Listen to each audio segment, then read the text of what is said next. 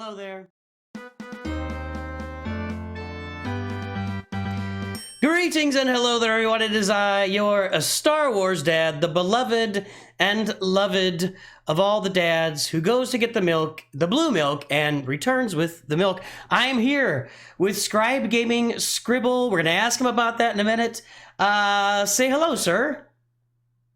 How's it going, Nooch? How's it going, everybody? It's good to be here. It's going great. Now, the first thing I'm going to say is you are very professional, and the way you speak and the way you look and the way you present yourself is much more professional than me. So I'm prepared to look very bad. Say what? Don't put yourself down, Nooch. Not at all, man. Not at all. Oh no, I'm lifting you up is what I'm doing, sir. I'm lifting you up. Okay. Yes, you are the man. So yeah, that's my first question. So the channel is Scribe, the account is Scribe, and you call yourself Scribble. So what's the story there? Oh man, like the Scribe name comes from oh god, that's got to be 10 years plus old now. See, I when I went to university, I studied English and English literature, and I've always been a bit of a fantasy nerd. So if you know, like a scribe with an I, scribe is someone who like chronicles, writes down things, takes notes. I thought, I like creating stories. I like writing stories. I'm a scribe. And then in fantasy setting, to scry with a Y is to like, it's to spy on people or to divine things across the world sort of thing. So I just sort of contracted those two words into scribe. And I thought, that's cool. I like that because, I'm a nerd. And that's where Scribe came from. And Scribble just, I don't even know how it happened. It just became a thing. And it's still kind of cool, right? Because you're still writing down notes. You scribble things down. Like, I'll take it. Yeah, Scribble. So, yeah. There you go, sir.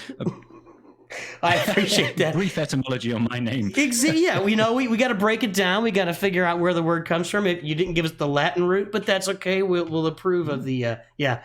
So, all right, my first question. Tell me about your Relic 9 Gar Saxon, and do you have the? Do you have what's the other dude's name? The Imperial Super Commando. Yeah, is he Relic 9? If you could imagine Relic 9 being, like the highest you can take something. Yes. My ISC is like the complete opposite of that. I think he's level 50 and gear level 1. There he is.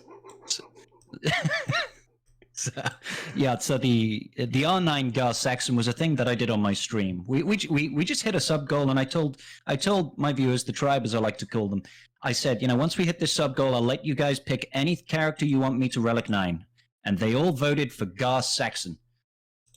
Well, maybe he'll help you in the Great Dragon raid. I don't know. He is a Mando, he is a tank, and he does have a ship in the Gauntlet, and the Gauntlet is actually used in a Empire counter to the Profundity. Right. So I'm actually not that mad about it, because I can short-man Profundity fleets with Empire now. And it's very reliable, so it's okay. The Gauntlet has become more of a... When it first came out, it was used, and then it just went away for years. Like literally went away to the scrap heap of Galaxy Heroes ships. But they've really been... With the focus they've got on ships lately, and it doesn't look like it's going to stop anytime soon... every ship has a purpose right now. I mean, for sure. Yeah, are you finding the same thing? Now are just phenomenal. Yeah. Oh yeah. Oh my god. And we know it's all about to get flipped on its head now when we get the Leviathan coming out in 3 months or so, 4 months. Who knows how long that's going to take to come out?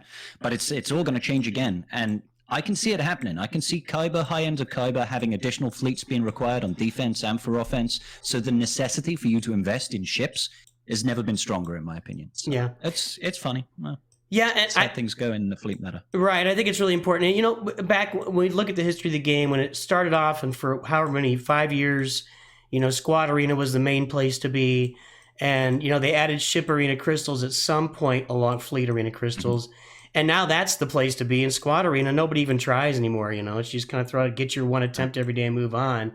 In Grand Arena and Fleet Arena, but you're right. I mean. I feel like they see that they've got a little bit of room to grow with characters. I mean, there's obviously just boohoo room with all the universes, but as far as movies, you pretty much got Return of the Jedi and Phantom Menace, and then they're just gonna be kind of grabbing scraps from the movies at this point. So they're kind of leaning towards ships. What are your thoughts on the future of what's going to be happening here in Galaxy of Heroes? What, specifically in Fleet, or just wider ranging? Yeah, I don't know. What anything, man. Well, I mean, I think right now is a really interesting time for Galaxy of Heroes. Like, we had a bit of a dull, slower year last year, but this year has just massively picked up. You know, with Rise of the Empire coming in, it's already showing that it's going to be new ways to get characters. We get Reva. We've got brand new planets coming out for new marquee characters. I wouldn't be surprised if the new Cal Kestis planet, I think it's Zepho, when the Zepho actually gets launched, I wouldn't be surprised if we see a special mission there, brand new character to unlock. Most likely somebody from Fallen Order. I'm not going to go into, about who that might be. We could make some assumptions, but, that's like showing new ways that this game can continue to develop and be sort of patched as we go on in a faster fashion than we've been seeing in the past, right? And then you throw in this whole new thing, new Crate Dragon Raid, completely overhauling the way that the raid system works, the way we get gear. Who knows? Are we going to get a new character from Crate Dragon Raid? I don't know. Are we going to get Relic 10? I don't know. And then you pile all that on into the changes for GAC. I think new legendary characters and the change from like pushing away from speed metas, it's just a really interesting time to be in the game. And I've never been happier for it. I'll be honest, man. It's a really cool time to be in this game. Yeah, I think it's a really good point to push away from speed metas. For 4 or 5 years, the only thing that mattered was speed. Like nothing else mattered on maybe a few characters, and then they kind of started introducing some reworks and characters in the game that weren't as dependent on speed. Now you got the Cal Kestis group that just says, "Don't put any speed on us. We don't want it." So, I mean, they did that sort of as well with the release of Datacrons. Like them or lump them. When it boils down to it, Datacrons are, you could arguably say it's more important than mods at this point. Matches are decided by incredibly powerful Datacrons, which are also decided usually by what's the brand new character that's coming out. Oh, we'll have a level 9 Datacron for this person. If you've got it, you can win a lot of matchups or you can get a lot of holds. Doesn't matter what your mods are so much. Not entirely, but they're definitely poking the way the standard gameplay has been going around in Galaxy of Heroes, so it's not all just speed meta, and I'm here for it, man. Like Tarful coming out, completely anti-speed, want to max out that defense, convert it to offense. I know it's a little bit different, a little bit janky at the moment, but give it time to mature, and I think we'll see some good things out of that team. And Cal and Seer, they already don't use speed at all, and they are dominating stuff. So it's cool, man. I'm definitely here for all new things. All new changes are good. Now let's talk a little bit about different audiences, because you've got the Datacron audience at Kyber 1, 2, and I'm more of the early and mid gamer. That's really where I'm focusing my audience. So it's not really a Datacron audience much at all. And I carry about 10, 11 Datacrons that I upgrade, 3, 5, 6, and I'll use them in where they're available. But it is interesting to me that I think that the days of reworking characters are gone. I don't think they're going to be reworking. They'll be tweaking stuff when they release it and it's messed up. They'll tweak it, but they're not going to rework characters. They're just going to release a Datacron so you can use that character for 3 months, and then they'll move on and like that. Or alternatively, we've seen it happen. They'll release an Omicron for an older character that's going to elevate that character. Yeah. Yep. And if that's all CG wants to do is to incentivize you spending gear, spending relic levels on characters that people don't want to do it on, right? I mean, you see it in every Datacron set. There's always some character that you're like, that's a really good level 9, but I don't want to take my Ayla Secura to relic 7. You know what I mean? It's like they're always trying to do that, and I'm not against it. It makes something worthwhile. If it's just a bit of fun, then go ahead. And if it's not something that's appealing to a wide audience, maybe there's that one guy that just really loves Ayla Secura, and he's like, yes, it's my time to shine, baby. So it's okay. I've been running daily polls, and let me tell you, there's at least one guy that loves every character, because I put every single character out there for a vote, and nobody's blanked yet, so including Ayla Secura. So, all right, I got one more question on your account, and then I'll ask you a personal question about Star Wars, but what is up with Supreme Leader Kylo Ren here? What's the story? What's happening? I mean, I think I've heard you talk about it a little bit, but we talk all the time, and I think you even said Well, no, you said C should be the first Galactic Legend you go for. No, I said Slacker. Oh, you said Slacker. I said Okay, Slacker all right. into So, C. Yeah, I did watch the irony is not lost on me. Yeah, what's the story? What's going on?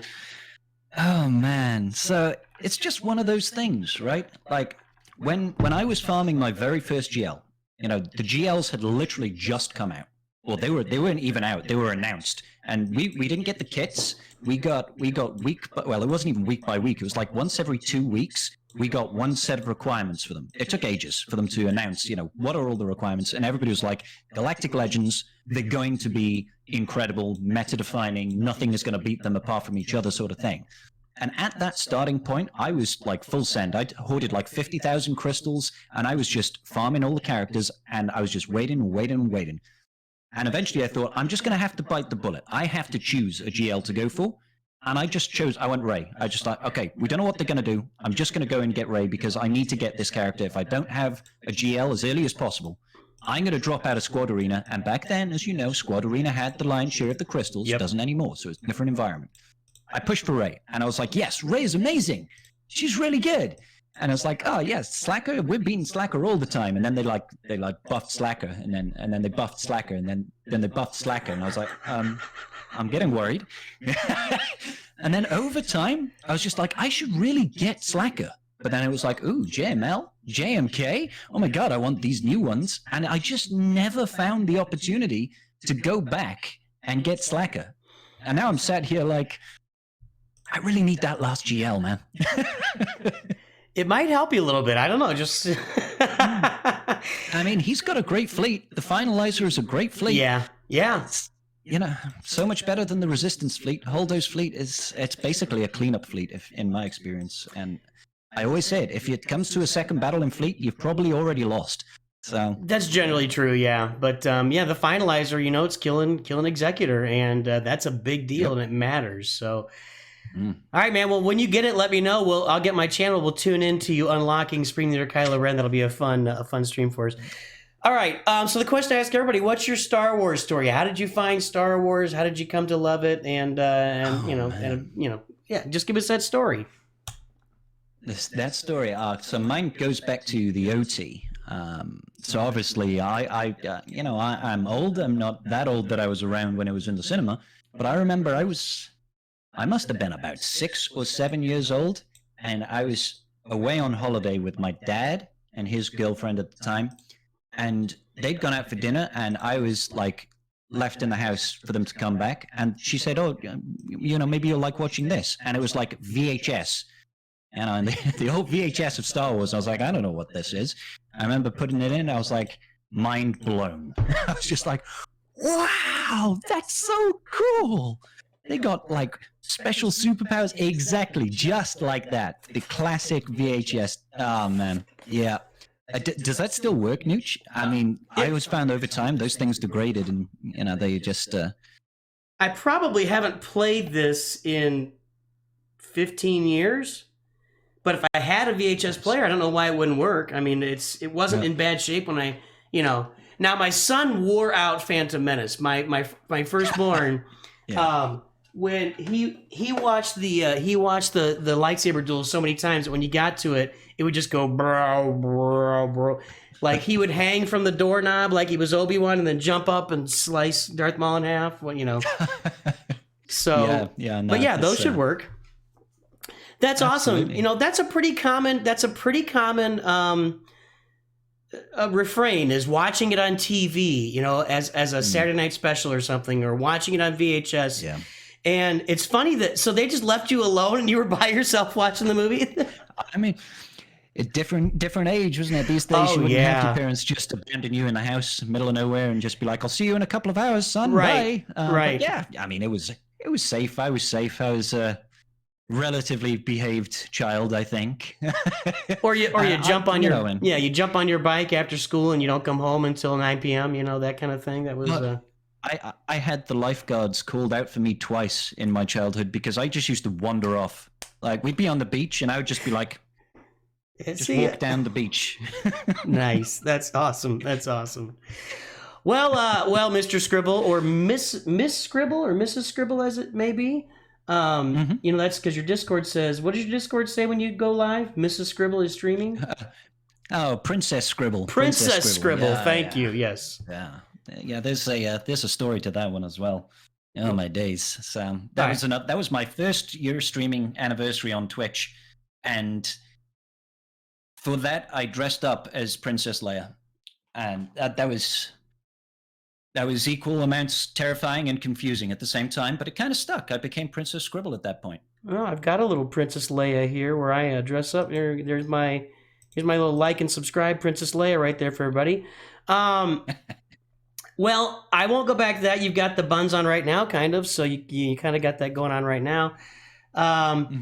Any final words regarding the game or anything for my audience that you'd like to share before we head out here? Oh, absolutely. One final thing is stay focused, finish your farm after you start your farm, and don't gear anything you don't need to gear. Just keep that focus, guys. You just shared 2 of the 3 Fs that I share constantly. Focus and finish your, like FYF, finish your farm is actually a meme that we use on the channel when we're doing roster reviews because it's just, you see it all the time. Oh my God, I can't express how many times I've seen a purple Darth Revan or Jedi Knight Revan out there, or Jedi Knight Revan is Relic and they've got, you know, a purple Jolie and they don't have Jedi Master Luke. And it's like, why did you even bother farming this team? You know, you spent 3 months of your life to get this guy and then you just left and you just walked anyway. Now you're halfway to nothing. Yeah. It's like, okay, great. So I will throw in the third F for you there, and that is have fun, everybody. You know, you got to focus, you got to finish your farms, and make sure you're having fun playing Star Wars Galaxy Heroes. Princess Scribble, thank you for joining us today. Oh, it's been an absolute pleasure, Nooch. Thanks for this. All right, we had a good time, and I'll put some links to his channels down below so you can take a look. Everybody, have a great day. We will talk to you soon, and always remember, Nooch too good.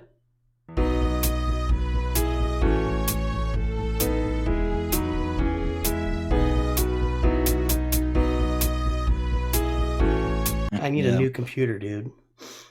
I've spent so much recently upgrading, just because, you know, like, you know, it's streaming, all the additional things that you start adding into your scenes, all the elements, all the animations, are just resource hogs, man.